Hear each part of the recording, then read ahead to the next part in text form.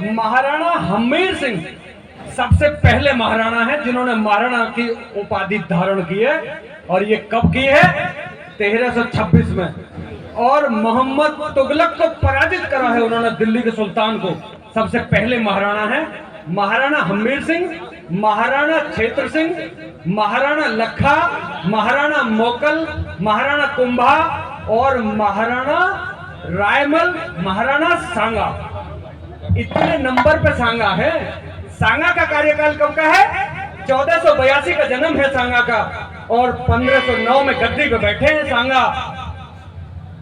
अच्छा, केवल 7-8 मिनट की बात है, बहुत अच्छी जानकारी हो जाएगी नए बालकों को इसके बाद हमसे जो चर्चा चल रही है। 1509 में गद्दी पे बैठे।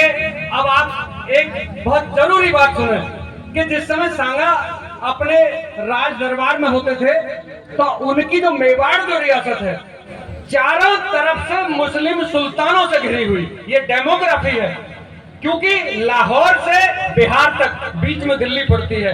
इतने क्षेत्रफल में शासन इब्राहिम लोदी, जो सिकंदर लोदी का लड़का है, वो सुल्तान था वहां। सांगा से सीमा मिली हुई। और अगर आप पश्चिम में देखते हो तो जो आज का मध्य प्रदेश है वो मालवा की रियासत पर कौन था? महमूद खिलजी द्वितीय सुल्तान था। और यदि आप दक्षिण में देखते हैं तो वहां मुजफ्फर शाह गुजरात का सुल्तान था। और सिंध और काबुल और अफगान इधर रिवेलियनों के रिवोल्ट होते रहते थे। चारों तरफ से सांगा घिरे हुए हैं या नहीं? सांगा ने एक रणनीति बनाई कि हमें ये कुरान के अनुसार ये काफिर मानते हैं और कभी भी हम पे हमला कर सकते हैं। एक हिंदू राजपूत राजा की रियासत है हमारी और ये कोई भी यदि एक मत हो गए तो हम पर कभी भी हमला कर सकते हैं। उन्होंने एक रणनीति बनाई कि इब्राहिम लोदी का सबसे बड़ा क्षेत्रफल है, लाहौर से बिहार तक का सुल्तान है ये, और क्यों ना इसको पराजित किया जाए किसी तरह से। योजना बनाई जाती है।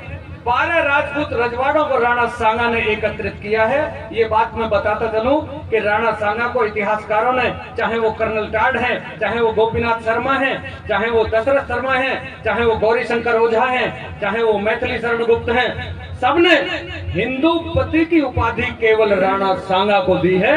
ये उपाधि प्रताप को भी नहीं है। मैं आपको जानकारी दे रहा हूं।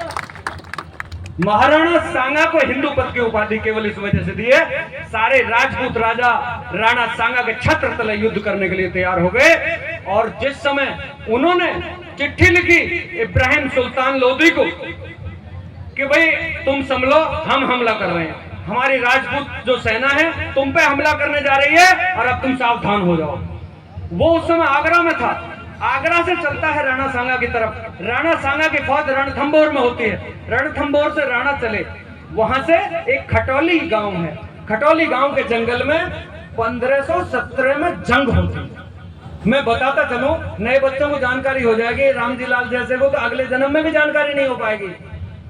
1517 में खटौली के जंगल में दोनों सेनाओं का भिड़न होता है।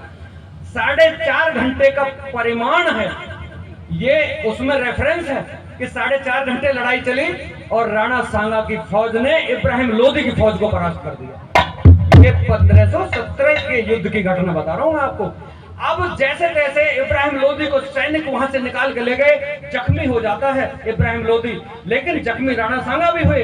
इब्राहिम लोदी की जंग में 1517 में राणा सांगा का बायां हाथ कटा है। ये ऐतिहासिक घटना है। जो हाथ जो दिखाई पिक्चर में, तस्वीर में जो देता है राणा सांगा का, वो हाथ 1517 इब्राहिम लोदी की जंग में काटा गया। शस्त्र से हाथ कटा है। अब उसको बचा के ले गए सुल्तान लोदी को, लेकिन रास्ते में वो इतना शर्मिंदा और इतना हैरान है कि हम छोटे से राजा से पराजित हो गए, लानत है हम पर, अगले युद्ध की तैयारी करो और पुनः हमला हम करेंगे इस बार।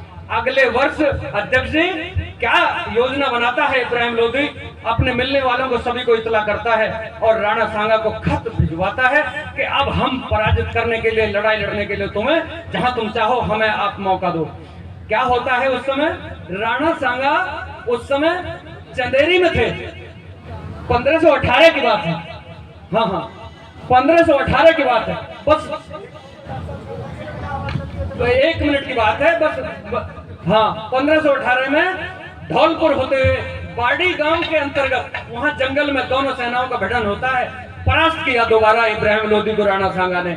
एक बात बताओ, रामजी लाल जब ये कहता है कि बाबर को बुलवाया इब्राहिम लोदी को हराने के लिए राणा सांगा ने, यही बयान है ना उनका, जो 2 बार हरा चुके हैं। और छुटपुट हमले बाबर के 1524 में होने शुरू हुए हैं और 1517 और 18 में 2 बार राणा सांगा जिसको परास्त कर चुके, उसको तिबारा उस विधर्मी को बुलाने की क्या आवश्यकता? जरा तर्क करके बताओ, क्या आवश्यकता है जी?